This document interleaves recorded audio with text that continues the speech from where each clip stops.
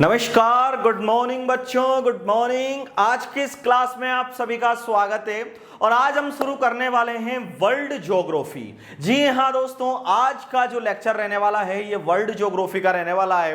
अगर आप यूपीएससी की प्रिपरेशन कर रहे हैं या अगर आप राजस्थान में आरपीएससी की प्रिपरेशन कर रहे हैं तो आपको वर्ल्ड ज्योग्राफी दोनों में ही आती है और अधिकतर जहां भी कॉम्पिटिटिव एग्जाम्स होते हैं जिसमें वर्ल्ड ज्योग्राफी से रिलेटेड काफी ज्यादा सवाल आते हैं। तो बच्चों, आज का जो लेक्चर रहने वाला है वो रहने वाला है वर्ल्ड ज्योग्राफी का। और वर्ल्ड ज्योग्राफी की जब शुरुआत होती है तो केवल वर्ल्ड में हम केवल पृथ्वी से ही रिलेटेड नहीं होती है। इसमें हम जो शुरुआत होती है वो होती है हमारी आंतरिक्ष यानी खगोल विज्ञान भी आता है। जितने भी पूरा वर्ल्ड है, पूरा विश्व आता है जिसमें ब्लैक होल भी आते हैं, सबकी हम आज बात करने वाले हैं कि ब्लैक होल की उत्पत्ति कैसा होती है, तारे की उत्पत्ति कैसा होती है, सभी आज की इस क्लास में हम बात करने वाले हैं। मतलब आने वाले इन फ्यूचर की जितनी भी क्लासेस आएगी उनमें हम बात करने वाले हैं। तो आज का जो सेशन रहने वाला है, आज हम बात करने वाले हैं क्योंकि ज्योग्राफी को अलग अलग वे में पढ़ा जाता है, जिसमें फर्स्ट आता है एस्ट्रोनॉमी, टोपोलॉजी, इसके बाद में जियोलॉजी और इंडियन ज्योग्राफी। फर्स्ट टाइम हम बात करेंगे आपके सामने एस्ट्रोनॉमी की यानी खगोली की या खगोल विज्ञान या फिर ब्रह्मांड की। तो उसके बारे में आज हम बात करने वाले हैं और नेक्स्ट जो सेशन रहेगा लगभग 10-15 वीडियोस हमारी इसी से रिलेटेड रहने वाली है। और उसके बाद में फिर हमारी जो सेशन आएंगे, नेक्स्ट सेशन वो आने वाले हैं हमारे यहाँ पर टोपोलॉजी के, जिसमें पर्वत, पहाड़, इनके बारे में, जल, भूगर्भीय जल की इनकी बात करेंगे।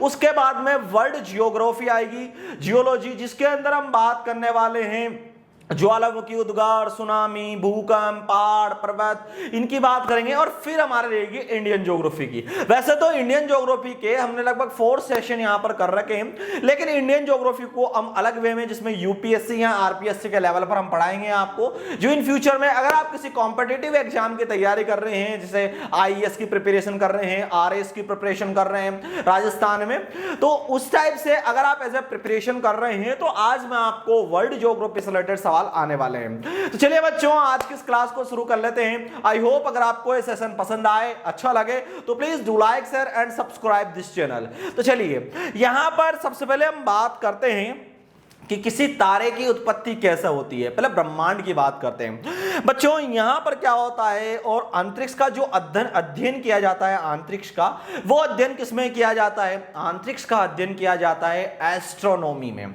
यानी कि खगोलिकी में, या फिर एस्ट्रोनॉमी को हम ब्रह्मांड के यानी अंतरिक्ष अध्ययन भी कहा जाता है। रशियन भाषा में इसे क्या कहा जाता है बच्चों? क्रॉस्मोलॉजी। रशियन भाषा में क्रॉस्मोलॉजी, आप कॉस्मेटिक मत समझ लेना जो मेकअप वेकअप किया जाता है, क्रॉस्मोलॉजी होता है जो रशियन भाषा में, रशियन नाम समझ गए होंगे आप, रशियन का बहुत फेमस है आजकल, तो काफी ज्यादा चलता है। तो चलिए बच्चों, अब हम बात करते हैं तारे की उत्पत्ति क्या होती है। सबसे पहले क्या होता है बच्चों, यहां पर एक ये तारा, जो कोई भी तारा हो, वो पहले किस अवस्था में रहता है? एक यहां पर गैस के बहुत से विशाल गुब्बारे के रूप में रहता है। किसमें? विशाल से गुब्बारे के रूप में यहां पर ये विशाल अवस्था में रहता है, जिसे क्या कहा जाता है? निहारिका। क्या कहा जाता है बच्चों? निहारिका। इसके अंदर क्या पाया जाता है? हाइड्रोजन गैस इसके अंदर पाई जाती है निहारिका के अंदर, जो कि यहां पर ये गुब्बारे की अवस्था में होता है, एक गैस ये गुब्बारे की अवस्था में होता है। फिर इसके अंदर क्या होता है? इसके अंदर संलयन की अभिक्रिया होती है, जिसके बाद में नाभिकीय संलयन होता है और उसके बारे में यहां पर किसी एक तारे का यहां निर्माण होता है। तारे के अंदर बदलने में क्या होता है बच्चों? इसमें एक तो होता है संलयन होता है तारे के अंदर, इसके बाद में जो हाइड्रोजन गैस होती है उसको हीलियम में कन्वर्ट कर देता है, और कोई भी तारा होता है उसमें उष्मा और प्रकाश पाया जाता है। उष्मा और प्रकाश ये अवस्था में तारा पाया जाता है। और हमारे जो पृथ्वी के सबसे नजदीक में जो तारा है वो है सूर्य। सूर्य हमारी पृथ्वी का सबसे बड़ा तारा है, इसलिए यहां पर ये उष्मा भी देता है और प्रकाश भी देता है। अब ये रेड अवस्था में क्यों पाया जाता है? हम देखते हैं कि काफी तारे तो व्हाइट अवस्था में पाए जाते हैं, सफेद रूप में हमें देखने को मिलते हैं। तो सूर्य हमें लाल अवस्था में क्यों देखने को मिलता है, रेड कलर में क्यों देखने को मिलता है? ऐसा इसलिए होता है, कोई भी तारा जिसका तापमान जिस तारे का जो तापमान है वो 6000 डिग्री सेल्सियस तक है, तो उस तारे का रंग कैसा होगा बच्चों? रेड कलर में।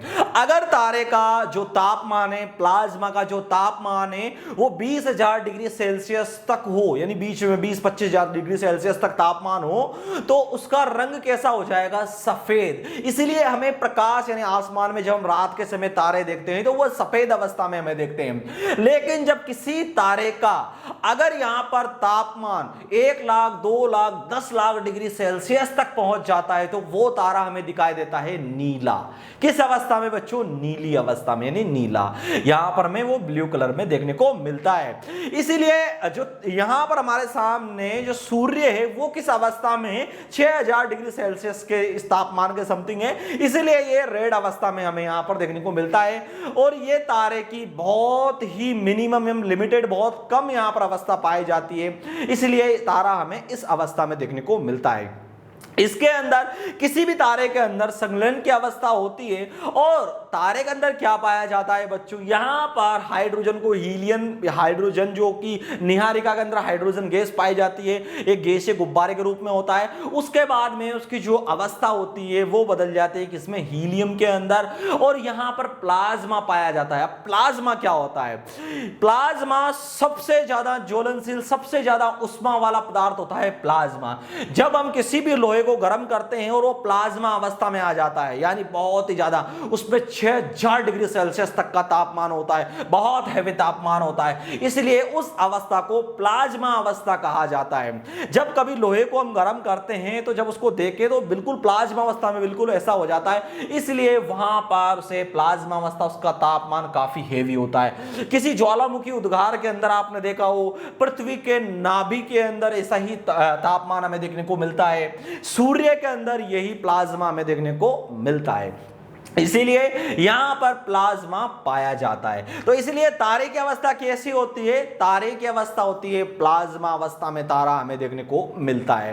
अब बात करते हैं बच्चों, हम यहां पर ये उष्मा भी देता है और प्रकाश भी देता है, यानी जो भी व्यक्ति या जो भी हमें ब्रह्मांड के अंदर कोई सा भी ऐसा जो हमें उष्मा भी दे और प्रकाश भी दे, वो तारा कहलाता है। चलिए, और हमारा सबसे बड़ा तारा अभी नजदीक में, पृथ्वी के नजदीक में सबसे जो फेमस तारा है वो कौन सा है बच्चों? यहां पर जो तारा पृथ्वी के नजदीक में है वो है सूर्य। उसके बाद में जो अगली अवस्था आती है तारे के बाद में, जब कोई भी तारा उसके अंदर जब यहां पर जो हीलियम गैस पाई जाए, धीरे धीरे तारा अपनी अवस्था में ठंडा होने लगता है, वो फैलने लगता है। कोई भी तारा जब ठंडा होकर वो फैलने लगता है, जब तारे का फैलना वो क्या बन जाता है? यहां पर तारा फैल कर धीरे धीरे धीरे धीरे बड़ा हो जाता है। उस अवस्था को क्या कहा जाता है? लाल दानव या रेड जॉइंट। लाल दानव या रेड जॉइंट कहा जाता है क्योंकि यहां पर तारा एक बिल्कुल रेड जॉइंट के रूप में हो गया है, यहां पर तारा थोड़ा सा विस्तृत हो गया है, अपनी अवस्था से बड़ा हो गया है। इसके बाद में बच्चों क्या होता है? कोई भी तारा यहां पर जो कि रेड जॉइंट है, वो जो भी लाल दानव है, वो तारा क्या बनाता है? या तो बनाता है श्वेत वामन या फिर बनाता है अभिनव तारा। अब श्वेत वामन और अभिनव तारा बनाने की प्रक्रिया क्या होती है? इसकी प्रक्रिया यह होती है कि यहां से अगर कोई भी जो तारा है लाल दानव है, अगर लाल दानव की जो साइज है वो दोस्तों 144 है, अगर सूर्य से 1.44 गुना ज्यादा है, अगर सूर्य से लगभग 1.5 गुना ज्यादा है, तो वो क्या होगा? वो होगा अभिनव तारा। अगर 1.5 गुना कम है तो वो होगा श्वेत वामन, यानी सूर्य से 1.5 गुना कम है, माइनस यानी कम है, तो वो होगा श्वेत वामन यानी वाइट ड्वार्फ। यानी कि अब इसकी जो अवधारणा है, जो ये परिभाषा है, ये किसने दी? हमारे ही इंडिया के ब्रिटिश शासन के टाइम पे एक बहुत ही एस्ट्रोलॉजर हुए, जो कि आप उनका नाम जानते होंगे, सुब्रमण्यम चंद्रशेखर ने एक सीमा दी, एक रिसर्च करी है। वो रिसर्च करी थी, उसमें बताया है कि कोई भी तारा अगर जो लाल दानव है वो सूर्य से 1.5 गुना यानी 1.44 गुना बड़ा है, तो वो क्या होगा? वो होगा यहां पर क्या? अभिनव तारा। और 1.44 गुना छोटा है तो वो होगा श्वेत वामन। श्वेत वामन क्या होता है? ये एक चमकीला तारा होता है, बिल्कुल श्वेत यानी सफेद, ये चमकता है, इसीलिए इस तारे को श्वेत वामन कहा जाता है। और श्वेत वामन धीरे धीरे जब उसकी गैसीय अवस्था ठंडी होती है, धीरे धीरे धीरे धीरे धीरे वो तारा क्या बन जाता है? ब्लैक वामन, यानी कि यहां पर काला वामन बन जाता है। ब्लैक ड्वार्फ यहां पर बनकर रेडी होता है। अगर बात करें कोई भी, अगर यहां पर लाल दानव क्या बना? अगर अभिनव तारा बना है, क्योंकि वो सूर्य से 1.44 गुना बड़ा है, यानी उससे बिग साइज में अगर बड़ा है, तो वो क्या बनता है बच्चों? वो बनता है अभिनव तारा, यानी सुपरनोवा। अब सुपरनोवा इसे क्या कहा जाता है? विस्फोटीय तारा भी कहा जाता है। विस्फोटीय तारा क्योंकि ये विस्फोट करता है, विस्फोटक ये तारा होता है। अब जब इसकी अवस्था आती है तो ये धीरे धीरे, ये तारा तो बन गया है, लेकिन एक अवस्था में आकर ये विस्फोट करता है और ये फूटता है तारा। विस्फोट यानी फूटता है, और फूटने के बाद इससे जो तारे बनकर रेडी होते हैं, ये 3 अवस्थाएं बनाता है। जिसमें क्या क्या बनती है मैं आपको बताऊं। यहां पर एक तो फर्स्ट अवस्था में जो तारा बनकर रेडी होता है वो क्या होता है बच्चों? वो होता है न्यूट्रॉन, यानी न्यूट्रॉन बनकर रेडी होता है। और सेकंड अवस्था होती है पल्सर, और थर्ड होती है क्वासी तारा।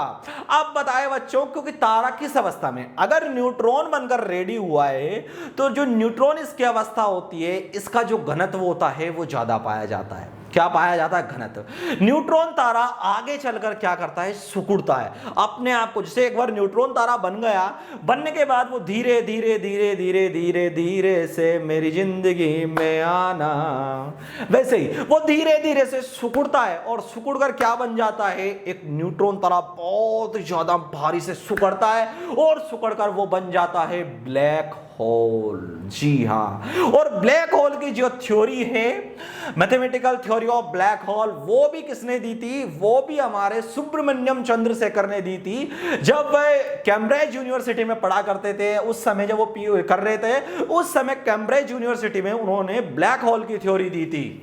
इसीलिए न्यूट्रॉन जो तारा होता है वो आगे जाकर क्या बन जाता है? ब्लैक होल, क्योंकि उसका जो भार होता है वो बहुत ही ज्यादा सिकुड़कर बहुत ज्यादा भार में वो बन जाता है ब्लैक होल। अगर बच्चों मैं आपको बताऊं, एक ब्लैक होल का अगर हम वेट की बात करें, एक चम्मच अगर ब्लैक होल की जो मिट्टी है उसका भार है, अगर एक चम्मच ब्लैक होल का जो वेट होगा वो 10 हाथियों के बराबर होगा, यानी 10 एलिफेंट्स के उसके बराबर होगा एक चम्मच ब्लैक होल का। अब सोच सकते हैं कि ब्लैक होल कितना ज्यादा भारी होता है। भार आप नहीं समझे, मैं आपको बताऊं। आप किसी भी व्यक्ति को, मतलब आपने 1 किलो रुई लीजिए आप, और वहीं 1 किलो का आप भार, ये जो वेट लिफ्टिंग वाला जो बांट होता है वो लीजिए, तो उसको अगर आप 1 किलो रुई में मारेंगे तो रुई वैसे ही चिपक जाएगी, जबकि है दोनों तो उसका भार ज्यादा है 1 किलो का, और 1 किलो रुई इतनी सारी आएगी। उसी प्रकार अगर आप एक आलू लीजिए, क्या आलू, अब आलू आपने लिया और वहीं एक आप वो लीजिए पतासी, पानी पूरी पतासी, और एक वो सेम साइज में देखने को मिलेगी आपको, लेकिन अगर छोटा आलू लिया और वो भी छोटी लिया आपने तो सेम साइज में, लेकिन आलू की जब आप पतासी पर मारते हैं, पानी पूरी पर जब देते हैं तो पानी पूरी हो जाती है खत्म। इसीलिए आलू का जो भार है, द्रव्यमान भार, वो ज्यादा है, यानी कि इसका घनत्व ज्यादा है, और जिस चीज का घनत्व ज्यादा होता है उसमें पावर ज्यादा होती है, इसलिए ब्लैक होल में पावर ज्यादा होती है। और जब कभी ब्लैक होल अगर हमारी पृथ्वी से टकराता है तो पृथ्वी के चित्रे बिखर जाएंगे। क्यों? क्योंकि अगर जैसे ये हमारी पृथ्वी है और यहां से ब्लैक होल जब जाएगा तो उसको छेद करता हुआ निकल जाएगा, और पृथ्वी के अंदर पाया जाने वाला जो लावा मैग्मा है वो बाहर निकलेगा, और फिर क्या वर्षा होगी? किस चीज की? अग्नि की, ज्वालामुखी उद्गार की तरह एक वर्षा होगी, यानी हम पूरी तरह से जल के खत्म हो जाएंगे, स्वाहा। तो उसीलिए सबसे ज्यादा ब्रह्मांड में अगर खतरा है तो वो किस चीज से है? वो है ब्लैक होल से, क्योंकि ब्लैक होल का भार ज्यादा है। ब्लैक होल किसी भी चीज से अगर टकरा जाए तो उस चीज को तहस नहस कर सकता है, इसीलिए ब्लैक होल का भार ज्यादा पाया जाता है। तो यहां पर यह होता है ब्लैक होल, जो कि किससे बनता है?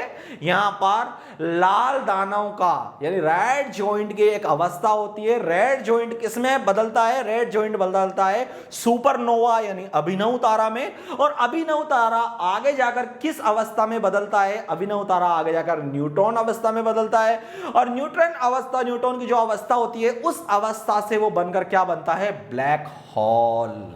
समझ गए। अब अभिनव तारे की जो दूसरी अवस्था होती है वो अवस्था कैसी होती है, यहां पर फल्सर अवस्था। फल्सर अवस्था, फल्सर स्टार भी बोलते हैं, आपने फल्सर बाइक देखी तो फल्सर जो स्टार होता है वो चमकीला होता है, इसमें चमक पाई जाती है, काफी चमकीला स्टार होता है, इसीलिए इस स्टार को फल्सर स्टार कहते हैं। आपने आसमान में देखा, तेरे वास्ते फलक से मैं चांद लाऊंगा, वैसे ही चांद सितारे, तो वही ये फल्सर स्टार है जो चमकते हुए हमें देखने को मिलते हैं। और एक होता है क्वासिर स्टार। क्वासिर स्टार, ये स्टार के अंदर चुंबकीय बल ज्यादा पाया जाता है और ये एक रेड अवस्था में, मतलब यहां पर येलो अवस्था में हमें देखने को मिलता है, लेकिन इसके अंदर चुंबकीय बल बहुत ज्यादा पाया जाता है, इसीलिए इसको क्वासिर स्टार कहा जाता है। तो बच्चों आज का जो सेशन रहा है जिसमें हमने किसकी एस्ट्रोनॉमी का फर्स्ट लेक्चर अटेंड करा है, अब मैं इसका रिवीजन आपको करा देता हूं। कोई भी तारा के अंदर क्या पाया जाता है, तारे के अंदर उष्मा एंड प्रकाश पाया जाता है, तब हम उसे तारा कहेंगे। सूर्य हमारी पृथ्वी के नजदीक का सबसे बड़ा तारा है जो कि हमें यहां पर देखने को मिलता है। और किसी भी तारे का अगर तापमान किस में होगा, 6000 डिग्री सेल्सियस तक होता है, तो वो तारा कहलाता है लाल अवस्था में, यानी रेड रंग में, रेड कलर का होता है। और अगर तारे का जो यहां पर तापमान है वो 20000 डिग्री सेल्सियस तक होता है, तो वो तारा कहलाता है एक व्हाइट अवस्था में, सफेद कलर यानी सफेद रंग का होता है। अगर वहीं तारे का जो रंग है, स्टार का जो रंग है वो नीला है, तो तारे का जो यहाँ प्लाज्मा है उसका टेम्परेचर, उसका तापमान है वो कितना होगा, कहीं लाख, 1 लाख 2 लाख डिग्री सेल्सियस तक होगा, इसीलिए उसका जो कलर है वो नीली अवस्था में हमें देखने को मिलता है। तो कभी भी आसमान में आप देखें नाइट के समय अगर सूर्य दिखता है तो 6000 डिग्री सेल्सियस के समथिंग तापमान है, इसीलिए उसका कलर रेड है। कोई रात में व्हाइट कलर का अगर स्टार हमें दिखता है तो उसका 20000 डिग्री सेल्सियस यानी 6000 डिग्री सेल्सियस से ज्यादा है, इसीलिए वो हमें व्हाइट अवस्था में देखने को मिलता है। अगर कोई तारा आपको नीली अवस्था में देखने को मिले तो उसका टेम्परेचर कितना होगा बच्चों, कहीं लाख गुना सेल्सियस। ठीक है, आपको समझ में आ गया। उसके बाद में निहारिका क्या होता है, यह हाइड्रोजन गैस की एक अवस्था होती है। निहारिका धीरे धीरे उसमें संगलन की अवस्था पाई जाती है और उसके बाद में हाइड्रोजन गैस हीलियम में कन्वर्ट हो जाती है और धीरे धीरे नाभिकीय परिवर्तनों से और धीरे धीरे परिवर्तन होने से वो प्लाज्मा अवस्था में आ जाती है और प्लाज्मा अवस्था में आने से उसमें उष्मा एंड प्रकाश आने लग जाता है, इसीलिए ये तारे यानी स्टार के रूप में कन्वर्ट हो जाती है। स्टार आगे जाकर, जो तारा है वो आगे जाकर लाल दानव बनता है, वही तारा आगे जाकर लाल दानव बनता है, क्योंकि ये अवस्था जो तारे के लाल दानव है, अगर लाल दानव जो बना है उसके अंदर अगर वो सूर्य से 1.44 गुना छोटा है तो वो क्या बनेगा, श्वेत वामन। और अगर वो 1.44 गुना यानी 1.5 गुना ज्यादा है तो वो क्या बनेगा बच्चों, यहां पर सुपरनोवा या फिर अभिनव तारा। और इसकी जो धारणा है, जो ये सीमा है, ये किसने दी है, ये दिए सुब्रमण्यम चंद्रशेखर, एस चंद्रशेखर। बच्चों सुब्रमण्यम चंद्रशेखर ने एक सीमा भी है कि अगर कोई अवस्था या तारे की कोई अवस्था सूर्य से 1.44 गुना ज्यादा है तो उसे अभिनव तारा कहेंगे, 1.44 गुना कम है तो उसे क्या कहेंगे, उसे कहेंगे श्वेत वामन। और यही किसकी, चंद्रशेखर की सीमा है, the limitation of Subrahmanyan Chandrasekhar. तो यह अवधारणा किसने दी थी, सुब्रमण्यम चंद्रशेखर, जो कि हमारे भारत से बिलोंग करते हैं। और उन्होंने ही ब्लैक होल की अवधारणा भी उन्होंने ही दी, जो कि जब वो कैम्ब्रिज यूनिवर्सिटी में थे उस समय उन्होंने अवधारणा दी थी ब्लैक होल की। तो उसके बाद में कोई भी लाल वामन जो छोटा है तो वो बन गया श्वेत दानव, श्वेत वामन। और श्वेत वामन क्या हो गया, श्वेत वामन के अंदर धीरे धीरे जब वो ठंडा होता है और वो बन जाता है ब्लैक वामन। क्या बन जाता है बच्चों, ब्लैक वामन, यानी श्वेत वामन की एक अवस्था में पहुंचकर वो ब्लैक वामन बन जाता है। लेकिन अगर वो जो लाल दानव है, रेड जॉइंट है, वो अगर सूर्य से 1.44 गुना बड़ा है, विशाल है, तो वो आगे जाकर क्या बनेगा, अभिनव तारा यानी कि सुपरनोवा। और अभिनव तारा को क्या कहते हैं, विस्फोटकीय तारा भी कहते हैं या ब्लास्टेबल तारा भी बोलते हैं। ये एक अवस्था में आकर ब्लास्ट करता है, फूटता है, और फूटने से ये कुछ कुछ टुकड़ों में विभाजित हो जाता है। और ये 3 टाइप के तारों में, 3 टाइप के विभाजन में बताया गया है, जिसमें न्यूट्रॉन इसकी बड़ी अवस्था होती है, जिसमें यहां पर बहुत विशाल होता है। उसके बाद में आती है इसकी अवस्था कौन सी, पल्सर स्टार के अंदर एक चमकीला तारे के रूप में बनता है। और एक होती है क्वासिर स्टार के अंदर ये चुंबकीय घनत्व इसके अंदर ज्यादा पाया जाता है। लेकिन जो न्यूट्रॉन स्टार है वो स्टार के अंदर यहां पर क्या पाया जाता है, यहां पर घनत्व ज्यादा पाया जाता है। और घनत्व ज्यादा पाए जाने के कारण ये तारा के अंदर एक समय इतना ज्यादा घनत्व बन जाता है और ये तारा आगे जाकर क्या ब्लैक होल बन जाता है। लेकिन एक नोट करने वाली बात ये है कि सभी न्यूट्रॉन एक अवस्था में आकर ब्लैक होल नहीं बनते, कुछ अवस्था में ही बनते हैं, सभी ही ब्लैक होल नहीं बनते हैं। तो ये आपको नोट डाउन करके रखना चाहिए। आई होप बच्चों आज का सेशन आपको पसंद आया होगा, अच्छा लगा हो, पसंद आया हो तो प्लीज वीडियो को do like, share and subscribe. मिलते हैं नेक्स्ट सेशन के अंदर, जिसमें हम बात करेंगे आकाश गंगा की। आकाश गंगा, मैं आकाश गंगा बोल रही हूं। काफी नाटकों में आपने देखा होगा, काफी एपिसोड्स के अंदर उससे रिलेटेड इंफॉर्मेशन रहने वाली है। तो बच्चों आप नेक्स्ट क्लास को जरूर ज्वाइन करें। आई होप अगर आपको सेशन अच्छा लगा हो तो please do like, share and subscribe. Thank you for watching this video and channel अगर अभी तक आपने सब्सक्राइब नहीं करा है तो प्लीज यार चैनल सब्सक्राइब करिए, क्योंकि ऐसे ही इंफॉर्मेटिव वीडियोस, नॉलेजेबल वीडियोस, ज्ञानवर्धक वीडियोस मैं इस चैनल पर लाता रहता हूं। आई होप अगर आपको ये सेशन पसंद आया हो तो प्लीज सब्सक्राइब जरूर करें। मिलते हैं नेक्स्ट क्लास के अंदर।